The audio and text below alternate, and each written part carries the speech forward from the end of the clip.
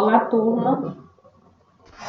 Dando continuidade ao nosso conteúdo do capítulo de organização citoplasmática, lá do volume 2, no item 5 é abordada a síntese de proteínas. Esse é um assunto que a gente já havia trabalhado na primeira etapa, quando a gente falou sobre a estrutura dos ácidos nucleicos e das proteínas, mas o livro de vocês retoma esse conteúdo aqui no volume 2. Então, para a gente não ser muito redundante, a gente vai fazer uma revisão rápida do processo de síntese de proteínas, e aí eu vou falar especificamente sobre os dois processos relacionados à síntese de proteínas, que são a transcrição e a tradução. A transcrição, então, é a primeira etapa do processo de síntese de proteínas, e nessa transcrição, o DNA ele vai gerar um RNA, que a gente chama de RNA mensageiro, que irá, então, traduzir uma proteína com o auxílio de outros tipos de RNA. Esse processo de transcrição ele é um evento nuclear. Por que ele acontece no núcleo? Porque é lá que está a molécula de DNA. Então, necessariamente, a transcrição vai acontecer no núcleo da célula. E quando a gente fala dos tipos de RNA, vocês precisam conhecer, ao longo do ensino médio, 3 RNAs. O RNA mensageiro, que pode ser chamado de mRNA ou RNA-M. O RNA transportador, que é chamado de tRNA ou RNA-T.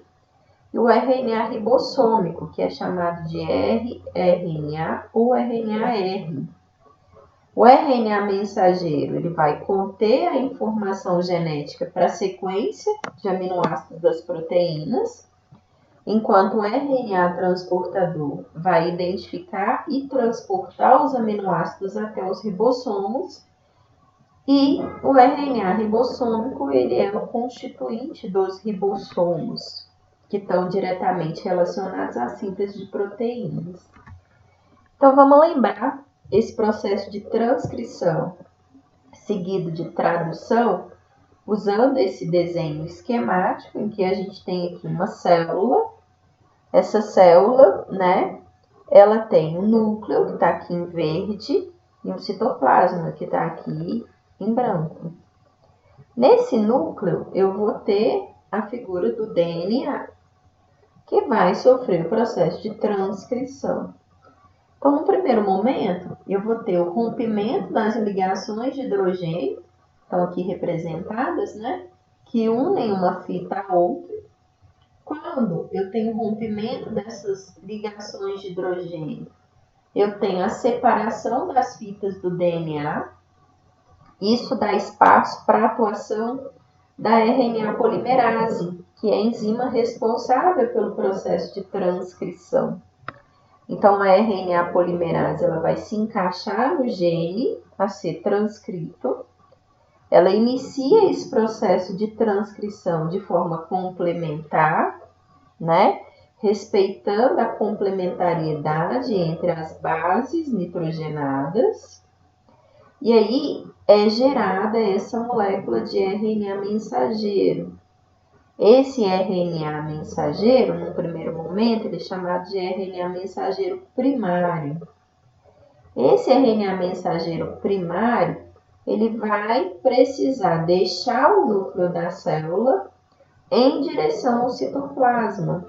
Então, ele precisa atravessar a membrana, do núcleo, a carioteca. Ele atravessa essa carioteca. E aqui no citoplasma da célula, ele vai encontrar o maquinário necessário para o processo de tradução, que vai ser a figura do ribossomo, ou ribossoma, e a figura do RNA transportador. Vamos falar um pouquinho do RNA ribossomo, O ribossomo, gente, é uma organela que não existe na célula o tempo inteiro. ele vai ser montado à medida que eu tiver RNA mensageiro para ser traduzido. Então, ao mesmo tempo que o RNA mensageiro deixa o núcleo em direção ao citoplasma, o RNA ribossômico ele vai deixar o nucleolo da célula para se organizar juntamente com algumas proteínas para formar a estrutura do ribossomo. Ao mesmo tempo, nesse citoplasma, eu tenho o RNA transportador, que tem esse nome porque ele tem a capacidade de se ligar a aminoácidos livres. Tá vendo aqui? Você tem os aminoácidos livres, o RNA transportador aqui sem aminoácido e ele aqui já carregado, né? Então, cada aminoácido ele tem um RNA transportador específico para lhe carregar, né? E aí, então, o ribossomo ele vai fazer a leitura desse RNA mensageiro de 3 em 3 nucleotídeos. Então, o ribossomo lê o triplé, o códon. Quando ele lê esse códon, ele chama um RNA transportador específico para esse códon. E havendo essa complementariedade entre o transportador e o mensageiro, eu tenho então a liberação do aminoácido aqui pelo RNA transportador e a sua ligação automaticamente, né, à estrutura do ribossomo para formar essa sequência de aminoácidos aqui, unidos através de ligações peptídicas. Esse processo de transcrição, né, ele também está representado nesse desenho aqui, no qual a gente vê a dupla fita de DNA, o rompimento das ligações de hidrogênio que uniam essas duas fitas, e a RNA polimerase, ela vai fazer a complementaridade de bases aqui. Então, A, ele coloca um U, A, coloca outro U, A, U, C, G, G, C. Isso vai acontecer até o final do gene a ser transcrito e esse RNA mensageiro, então, ele vai ser formado. Cada sequência de 3 bases nitrogenadas nesse RNA mensageiro a gente chama de códon. E o RNA mensageiro, então, ele pode ser definido como uma sequência de códons. Nesse RNA mensageiro hipotético aqui que está sendo formado, eu tenho 2 códons. O códon U e o códon GC. O processo de tradução, como a gente já disse, ele acontece no citoplasma, em decorrência da presença da maquinaria necessária para esse processo de tradução. Então, é lá que o RNA mensageiro vai encontrar o RNA transportador, o ribossômico e os aminoácidos livres. Cada códon tem um anticódon ou NODOC no RNA transportador. Então, aqui a gente tem, mais uma vez, o desenho de um RNA transportador, em que a gente consegue ver a sequência de nucleotídeos que o compõem, e a gente vê aqui a figura do anticódon, que é aquele local onde eu tenho 3 nucleotídeos, né, organizados, né, de forma a se ligar de forma complementar ao códon. Para cada códon, então, eu tenho um anticódon. Existe a tabelinha do código genético, né? No livro de vocês, na página 21, existe uma variação dessa mesma tabelinha que eu estou aqui apresentando para vocês. Mas eu queria que vocês reparassem o seguinte: na apostila, a tabela é a tabela de DNA. Por quê? Tá vendo que vocês conseguem perceber a presença da timina, né, nas trincas? Então, essa aqui é uma tabelinha do código genético baseada na estrutura do DNA. Agora, no slide aqui que eu estou apresentando para vocês, essa é a tabela de códons, tá? Então, deixa eu ensinar como é que vocês vão ler essa tabela. E vocês vão conseguir perceber que elas falam a mesma coisa, em linguagens diferentes, comparando essa tabela que eu estou mostrando aqui com a tabela do livro de vocês. Então, nessa coluna aqui em laranja, tá a primeira posição do códon, primeiro nucleotídeo, né, que ocupa o códon. Nessa linha aqui, amarronzada, amarelada, né, essa cor aqui um pouco indefinida, eu vou ter a base que ocupa a segunda posição no códon. Essa última coluna, ela que está aqui em bolina, né? Eu tenho a base que ocupa a terceira posição no códon.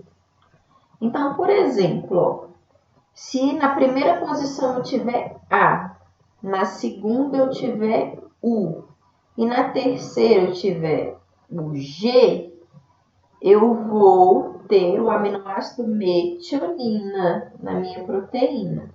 Se vocês olharem na tabela que está no livro de vocês, na página 21, vocês vão ver a mesma coisa. Nessa mesma posição, o aminoácido metionina. Então, só para simplificar, essa tabela do código genético, ela apresenta 64 combinações de códon, tá? Mas vocês aprenderam que só existem 20 diferentes aminoácidos. Então, eu tenho um mesmo aminoácido aparecendo na tabela várias vezes. Então, ó, a título de exemplo, esses 4 códons aqui definem prolina. Esses 4 aqui, mais esses 2 aqui, definem leucina. Esses 4 aqui definem serina. Vocês precisam decorar essa tabela? Não. Quando o exercício for necessário, né, que vocês façam uso da tabela, ela vai estar apresentada para você. Assim como nas provas vocês têm a tabela periódica, vocês teriam acesso à tabela do código genético, tá? Então, com isso, a gente consegue... Primeiro, eu queria explicar por que 64 diferentes códons. Os códons têm 3 nucleotídeos e eu tenho 4 possibilidades de bases para cada posição, não é? Eu posso ter A, U, G e C em cada uma das 3 posições.